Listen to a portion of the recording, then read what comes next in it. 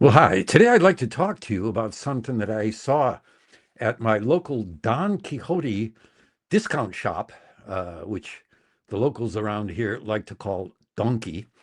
And they're all over the place. And they're very popular among foreign tourists as well. The one near my house has a food store on the first floor and the basement. That's where I generally go when I visit Donkey. But they also have floors two, three, four, five, and even six in their store. I never go up there to go just browsing kind of shopping because it's just so chaotic the way things are laid out at Donkey that I don't spend time just looking around. If I need something specific, I find the floor where it's located and I go there and look for what I need rather than doing any real shopping. One day I was up on the fifth floor and I was pretty shocked at what I saw. Today I'm going to show you a video that I took and it's going to show you what I saw, and I'd like to know what you think about it.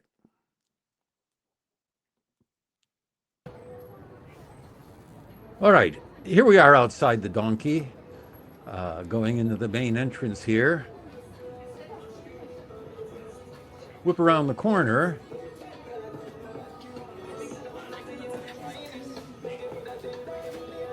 And you're on the escalator.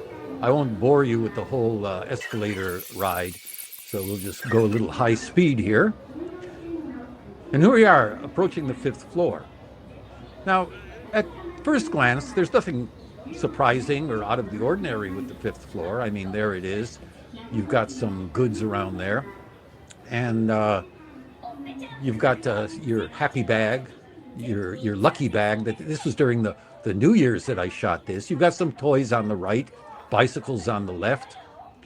Come around here, you've got some stuffed animals, plushy toys, character goods. You know, just what you would expect in a toy department of a store. There's some T-shirts and other things here. All right, we'll just go down the aisle. The reason I'm showing you this is just to show you what the fifth floor is like and what you first see after you get off the elevator. You come up here and, all right, some more goods. There you go, some toys. So we came around the far end here. We'll take a left here. Some empty space, more toys, kids hanging out, looking at the toys. Just, there's Pokemon. Everybody loves Pokemon, right? And we're going to come up to a little bit of Ampanman here pretty soon, and Biking Man. So these are kids' things, right? Something like you would expect in a typical toy store. So, okay, nothing out of the ordinary yet.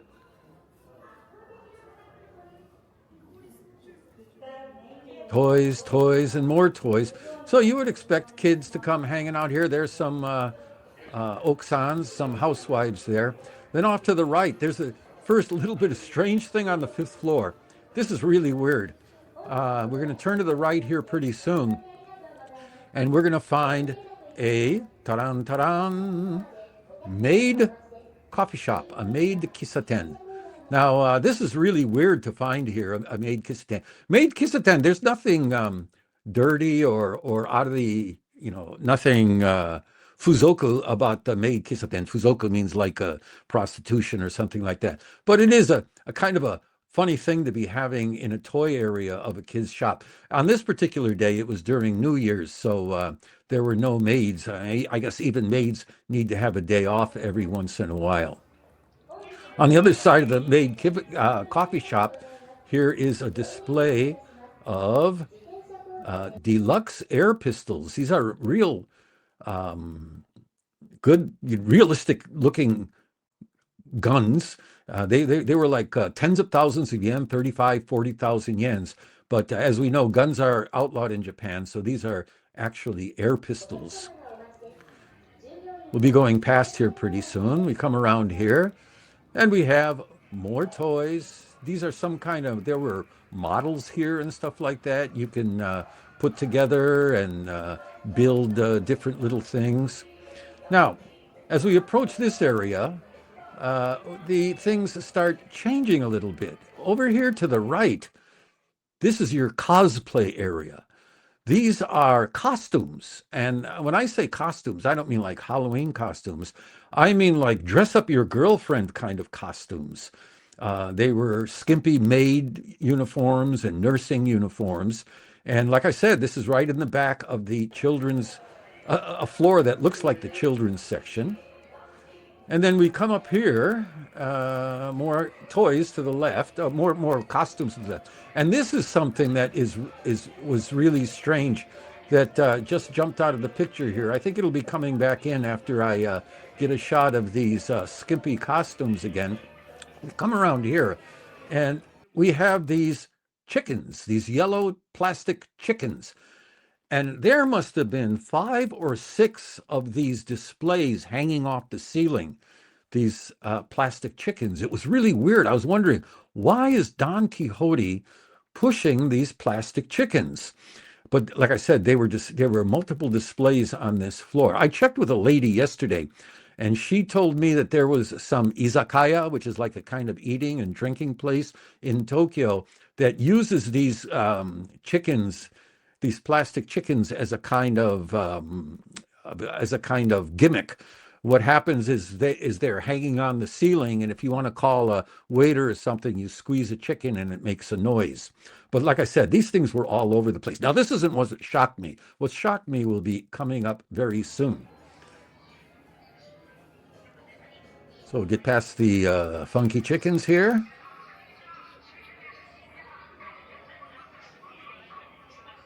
And then I think we're going to have one more look at to the left here. These are some more of the skimpy outfits. You see some skirts and things like that. Now, here is the main event. This shocked the heck out of me. This is a full display of Tenga products. Tenga, Tenga. You can look it up on the internet if you like. Tenga is a company that produces erotic products for adults. And these things, they're called Tenga. They take the name of the company. And these are cups that you remove the bottom of the cup, and there is a hole inside, and it's for men to use to relieve their sexual frustrations. Tenga. Tenga comes in different types and sizes. They've got a deluxe. They've got all super Tenga. They said that there is a one-time use disposable Tenga, and there are multiple use Tengas. I mean, once you use it, I guess you can clean it up and recharge it and use it again tomorrow if you see fit. But here it is, out in the open, in a floor that's filled with toys for kids. No blockade, nothing to keep kids from walking up and seeing this, or at least walking past and seeing this. So let's take a look. There it is, Tengas of the different types. Each color is a different type. And then you go off to the right, more Tenga, and there's a video going on, I guess, explaining how good Tenga is. And then to the right of this is another display of products, and these are vibrators for women, for stimulation. And as you see there's a R18, that means restricted to people 18 and over. And there's a close-up shot of one of the vibrator products. And there's a whole display of various different types from which to choose. I don't know if they differ by just shape or frequency or what. You come around the corner and there are some more smaller ones. I guess you can place them into pocket or purse for use whenever you feel the urge. So we'll go back over here towards the Tenga. You can see there's an advertisement for Super Tenga, whatever that is. So I guess that's a high price, best you can get. Over up on the top, the Japanese there says ultra advanced. So I don't know what you can advance in a design of something that's meant to be used the way this is meant to be used. Okay, you keep going past the Super Tenga here shortly. Get myself into gear. And the next thing in line that's on display is a full selection of different types of lotions. Now, these, when I say lotion, I don't mean to make your skin softer or make your face brighter or what, but these are lotions that are meant for lubrication. And there's a whole selection, different colors, different types. I don't know.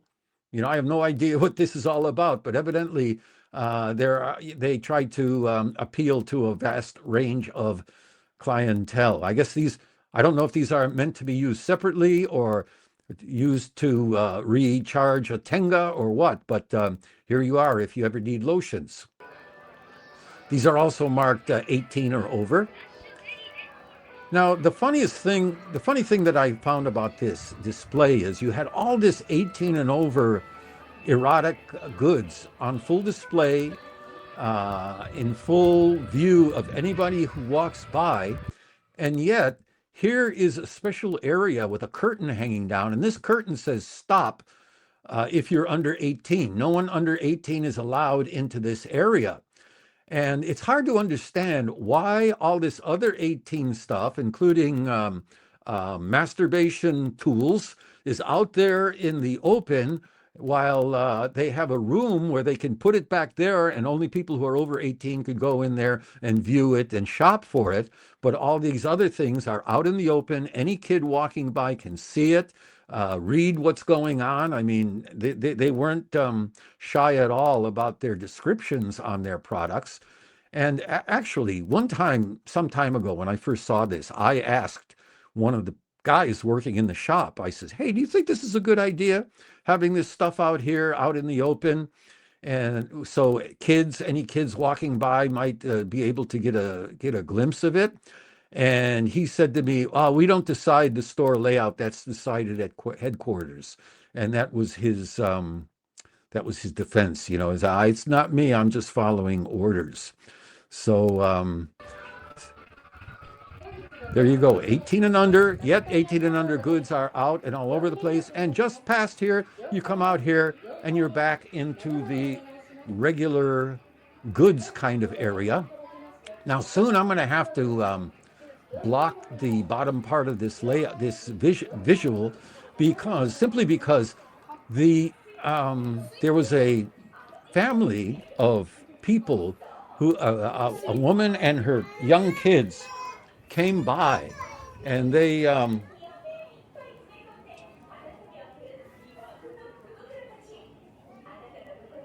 now I don't want to get into trouble for shooting people's faces, but there you go, all kinds of toys again and bicycles just past the Tenga layout. Now, isn't that weird?